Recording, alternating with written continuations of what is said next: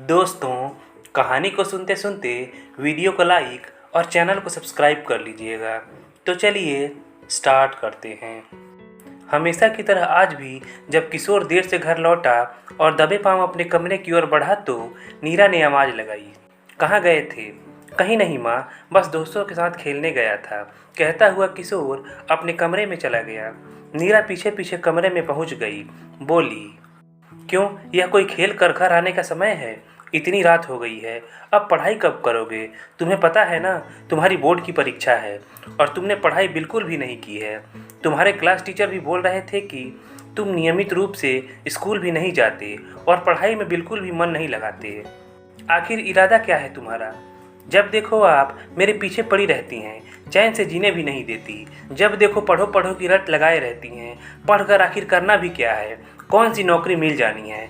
मेरे इतने दोस्तों के बड़े भाई पढ़कर बेरोजगार ही तो बने बैठे हैं। इससे अच्छा है कि अभी तो मज़े कर लो, बाद की बाद में देखेंगे। कहकर उसने अपने मोबाइल में म्यूजिक ऑन कर लिया और डांस करने लगा। नीरा बड़बड़ाती हुई अपने कमरे में आ गई। नीरा किशोर की बिगड़ती आदतों से काफ़ी परेशान रहने लगी थी। वह न तो पढ़ाई करता था और न ही घर का कोई काम, बस दिन भर शैतानियाँ करता था।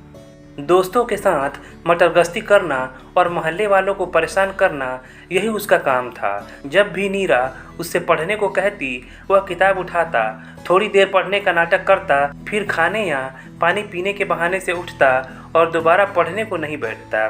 नीरा उसकी आदतों से तंग आ चुकी थी। उसे किशोर को रास्ते पर लाने का कोई उपाय नहीं सूझ रहा था। किशोर के पिता एक सरकारी बैंक में अधिकारी थे। वे सुबह 9 बजे से रात 9 बजे तक बैंक के कार्यों में व्यस्त रहते थे। आमतौर पर वे रात को देर से लौटते थे।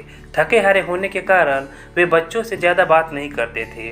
किशोर जानता था कि पापा तो घर में रहते नहीं, इसलिए उसे कोई खतरा नहीं। किशोर की बहन साक्षी उससे छोटी जरूर थी, परंतु काफ़ी समझदार थी और स्कूल का होमवर्क समय पर करती थी। वह हमेशा अपनी कक्षा में अव्वल आती थी। इसके अलावा वह अपनी मम्मी के काम में हाथ बटाती थी। कई बार नीरा किशोर को समझाती और साक्षी का उदाहरण भी देती, परंतु उस पर कोई असर नहीं होता। किशोर स्कूल जाने के नाम पर घर से निकलता, मगर स्कूल ना जाकर वह सारा समय दोस्तों के साथ घूमने फिरने और फिल्में देखने में बिता देता था। इस बात को लेकर एक दिन नीरा के डांटने पर वह उल्टा नीरा को ही चिल्लाकर बोला, मुझे नहीं पढ़ना वरना, प्लीज़ मुझे मेरे हाल पर छोड़ दो। मुझे जो बनना होगा बन जाऊंगा, वरना बाद में अपना बिजनेस करूंगा।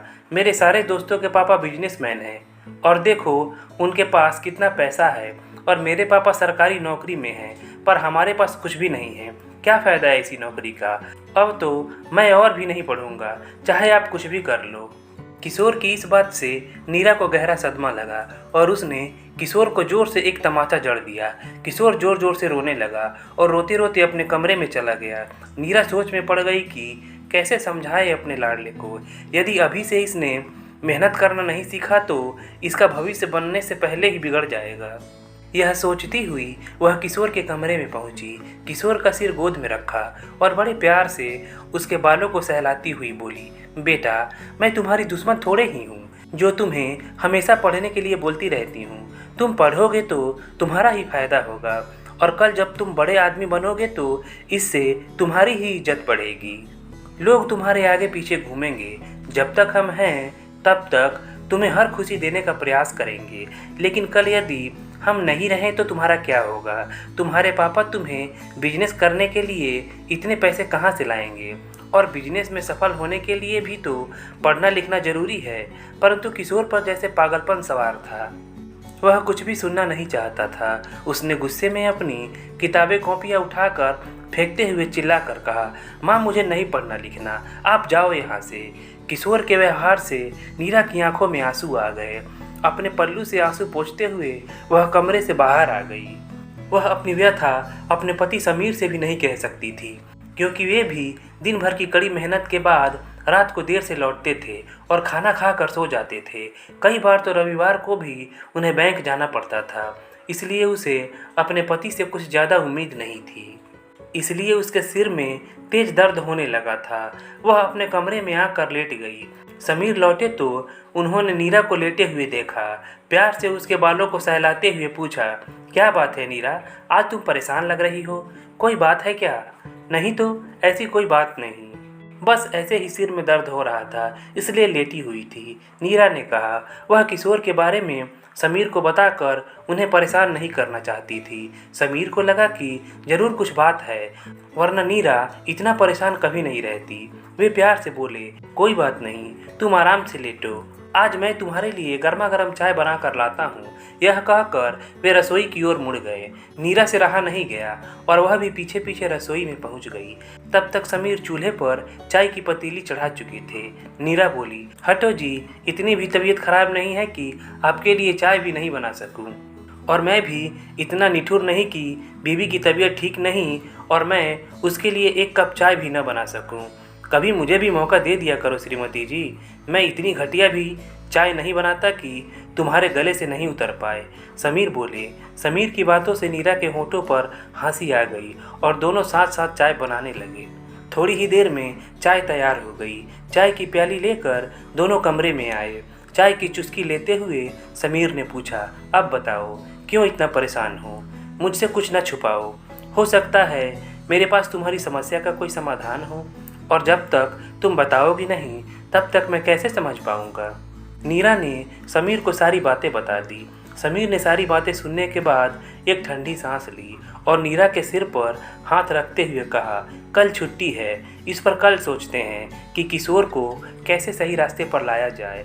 सुबह दिनचर्या से निवृत्त होकर समीर ने किशोर और साक्षी दोनों को अपने पास बुलाया और बोली, आज मेरी छुट्टी है, कहीं घूमने चलना है क्या? हाँ पापा, कब चलना है? दोनों खुशी से उछल कर बोले, बस जितनी जल्दी तुम लोग तैयार हो जाओ। समीर ने जवाब दिया। याहू कहकर दोनों तैयार होने चले गए। थोड़ी ही देर में दोनों तैयार थे। तब तक नीरा ने नाश्ता लगा दिया। सभी ने साथ में नाश्ता किया। समीर ने गाड़ी निकाली और सभी गाड़ी में बैठकर निकल पड़े। अभी गाड़ी थोड़ी आगे बढ़ी ही थी कि रेड लाइट हो गई और गाड़ी रोकनी पड़ी। गाड़ी रुकते ही 2-3 भिखमंगे आकर भीख मांगने के लिए हाथ जोड़ जोड़ कर गिड़गिड़ाने लगे। समीर ने सबको डांट कर भगा दिया।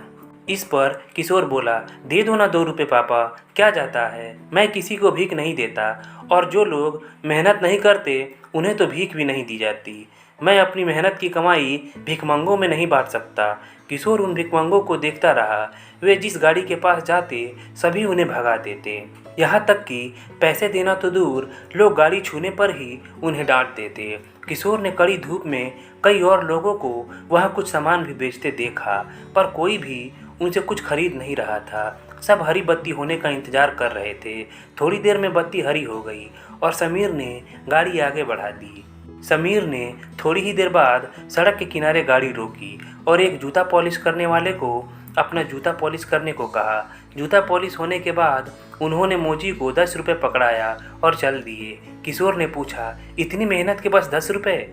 हाँ बेटा, जो लोग बचपन में पढ़ने लिखने में मेहनत नहीं करते, बाद में उन्हें मेहनत भी ज़्यादा करनी पड़ती है और पैसे भी कम मिलते हैं। किशोर सोच रहा था कि एक ओर हम लोग एसी कार में चल रहे हैं, दूसरी ओर इन्हें कड़ी धूप में 5-10 रुपये के लिए कितनी मेहनत एवं संघर्ष करना पड़ रहा है। अब वे लोग शहर में लगे एक मेले में पहुँचे। मेले में वे सभी खूब घूमे फिरे, खाया पिया, मस्ती की। इस तरह से शाम हो गई और वे गाड़ी में बैठकर वापस चल दिए। वापस लौटते हुए समीर ने अपनी गाड़ी एक बड़े से गेट पर रोक दी। गेट पर लिखा था, मोहित कुमार IAS जिलाधिकारी। गेट पर 4 पुलिस वाले खड़े थे। पापा ने उन्हें अपना कार्ड दिखाया और बोले, DM साहब ने बुलाया है। उनकी गाड़ी की अच्छी तरह से तलाशी लेकर पुलिस ने गाड़ी को अंदर जाने की इजाज़त दे दी। बंगले में प्रवेश करते ही किशोर ने देखा कि कितना बड़ा और सुंदर बंगला था। चारों ओर बड़े बड़े पर्दे लगे थे, झूलने के लिए झूला और खेलने के लिए गार्डन और न जाने क्या क्या। इस बंगले के सामने उसका फ्लैट बिल्कुल छोटा लगने लगा था। गाड़ी पार्क कर DM साहब के बंगले के अंदर जाने से पहले समीर ने दरबान से अपना कार्ड अंदर भिजवाया तो तुरंत उसे बैठक में ले जाया गया। किशोर ने देखा कि वह घर बाहर से जितना बड़ा था, अंदर से उतना ही शानदार एवं खूबसूरत था। घर में कालीन बिछा था और बड़े बड़े एवं खूबसूरत सोफे लगे थे। पूरा कमरा तरीके से सजा था।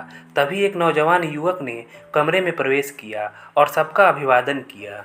उसने टेबल पर घंटी बजाई तो तुरंत भागता हुआ एक दफ्तरी अंदर आया। उस युवक ने कहा, जल्दी से चाय नाश्ता लेकर आओ। समीर ने उस युवक का परिचय सबसे कराते हुए कहा, इनका नाम मोहित है और ये हमारे पुराने मित्र के बेटे हैं और हाल ही में ये इस शहर के नए डीएम बनकर आए हैं।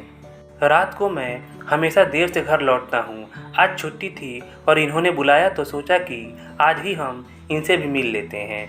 डीएम साहब का परिचय पाकर किशोर और साक्षी भैया भैया कहकर उनके पास जाकर बैठ गए और उनसे बातें करने लगे।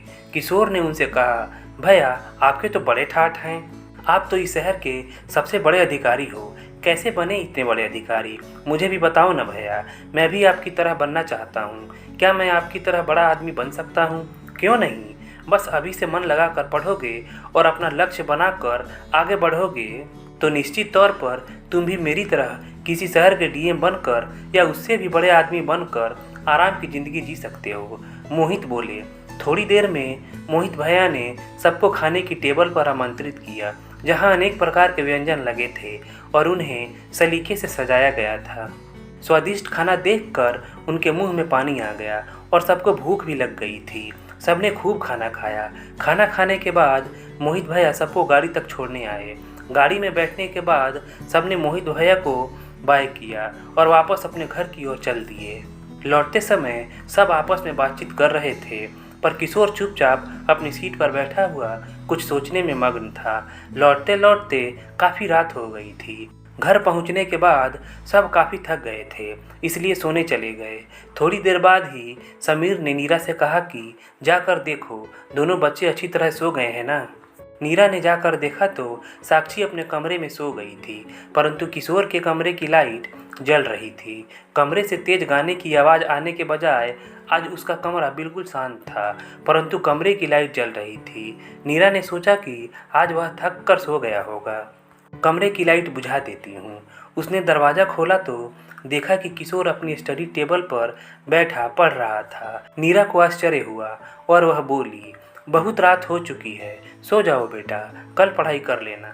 नहीं माँ, मैं पहले ही बहुत समय खो चुका हूँ, अब मैं तो बस मोहित भैया की तरह बड़ा आदमी बनना चाहता हूँ। आप जाओ, सो जाओ, मुझे अभी बहुत पढ़ना है। किशोर की बातें सुनकर नीरा की आंखों में आंसू आ गए, पर आज उसकी आंखों में आंसू खुशी के थे।